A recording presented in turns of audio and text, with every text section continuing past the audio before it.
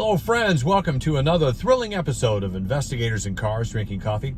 I'm Mark Murnan, president of Complete Legal Investigations in West Palm Beach, Florida, and accompanied once again by my beautiful associate, partner, boss, Wendy Strom Murnan, licensed private investigator, certified paralegal. We're the blue team today. We're the blue team. Yeah, blue team last week. Yeah. So we do these two at a time. Can you imagine that? So, anyway, this is our second episode on surveillance. The last episode, we talked to you about 3 reasons, yes, for doing surveillances. And this week, we're going to give the counter to that. 3 reasons no to surveillance cases. Yes, thumbs up and thumbs down. This will be the thumbs down. And this comes from many, many years of experience. But we really want to express this mainly as a, it's not that we're opposed to surveillance cases at all, whether or not you want to do them or not. We talked about 3 reasons that it's a great idea, and now we want to share the counterpart of that. 3 reasons why it may not be a perfect fit for you in your business, or something you may want to consider farming out. Does that make sense? So, number 1, the number reason no for surveillance is it is physically challenging. Especially in Florida. Well, I guess in the cold weather too. Yeah. Oh, it's brutal. If you're up in Buffalo, New York, or you're up so in weather conditions. Conditions, it can be brutal. I mean, you're sitting out down here. I did surveillance back in the early 80s when I was getting started in the business. And man, it was hours, and summers down here are very hot. It's steamy. You're in there with windows open sometimes windows not. It was physically challenging. Yes. But I mean, it is grueling. And to our friends who are out in the Midwest, Nebraska, North Dakota, South Dakota, Utah, the Northeast, in the winter, well, they have specially equipped vans, I think, where they do them out there. They would need that. They would need that. But what are some of the other physically challenging aspects of it? Well, it's, you think there's not a lot of action. Well, that's the second one. Oh, okay. But physically challenging, well, you stuck in a car. You can't eat. You can't, use the restroom. I mean, you have to be pretty strong to sit that long. You have to figure things out.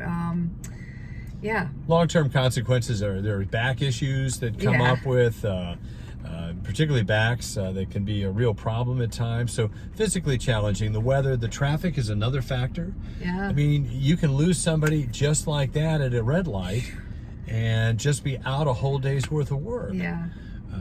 That's another one. And long hours. Oh, wow. Yeah. I mean, we've had investigators sitting 12, 14 hours at a time.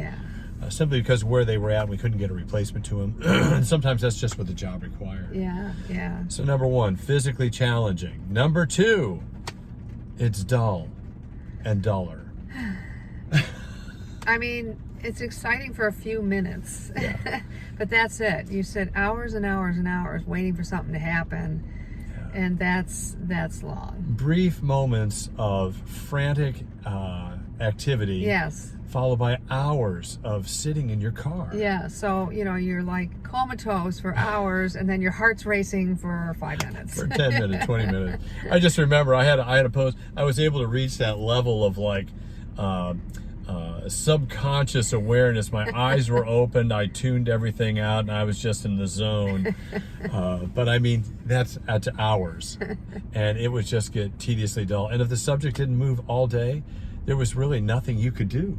No. You just made notes on your time. You had to let them know they didn't move all day. They didn't move all day. Here's your video. So dull and duller. And if you are oriented towards activity, there are probably other activities, which is what I found. I spent about 3 years doing surveillances full time, and I went and got a job at the public defender's office just so I could go talk to people. It's not like TV. It is not. It's nothing like television. There are points of the car chases. You don't chase a car. It's dull and duller at times. And this is by no means a slam for those of you who are really building model businesses out of surveillance work. I admire that. Definitely. But it does require a certain personality, and you have to know if you have that capacity. So don't spend 10 years doing something you really don't like if you just don't have the personal skills to be doing that. You're not gifted toward that. Exactly. So physically challenging. Number 2, dull and duller. Number 3, And from a business end, there's lots of competition, which can limit your income. Right. True. Yeah. Or if you're working for insurance companies, the rates are lower. They set your rates. Yeah. The only way we've been able to, and we have found surveillances to be very profitable because we hire people to do them. Right. We use subcontractors. We've had employees who did our surveillance work before, people who were gifted at it, people who were skilled at it, and we simply monitored the case. We did the case oversight. I didn't physically do the surveillances anymore. Wendy and I have done a few of them over the years, but it's been a long time. But because there's so much competition, particularly in the insurance sector, the insurance companies set your rates. Right, and there's competition for investigators too. There's only so many investigators to go around, and everybody's looking for surveillance investigators. So, there's a shortage. Shout out to our Fally friends. There's definitely a shortage of investigators if you're trying to, run a business on that. I know the people that have it, they are continually looking for people that will do it. There's a high turnover on it. So there's a lot of turnover. The insurance companies set your rates. Family cases, if you get a case from someone, what used to be the phone book, now they're looking up on the internet, they're price shopping. Yeah. They want to know if you can follow their husband or their boyfriend or their girlfriend around for, X number of dollars. And if they call another guy who do it for a little bit less, you're out of it. Right. So for us, it really wasn't a part of our business. But again, I want to stress that we have good friends of ours who have done very, very well in the insurance, in the surveillance business.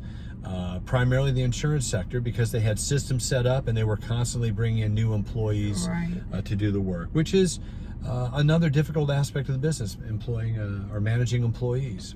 And I would suggest, if you have an agency, do some surveillance. Don't put all your eggs in one basket. Absolutely. Because we have also had some huge surveillance cases that have carried us over, when everything else was slow. Yeah, I'm talking hundreds of thousands of dollars at times. Yeah, if you get the right client. I would just say. Yeah, don't not do, don't turn down surveillance work, but just understand the limitations of it. Yeah. And that there's more out there than surveillance. There really that's is. our point. There really is. There's research, there's interviews, there's plaintiff attorneys. Yeah, plenty of work out there that if you feel like you're pigeonholed in the surveillance sector, there's plenty of other things to do.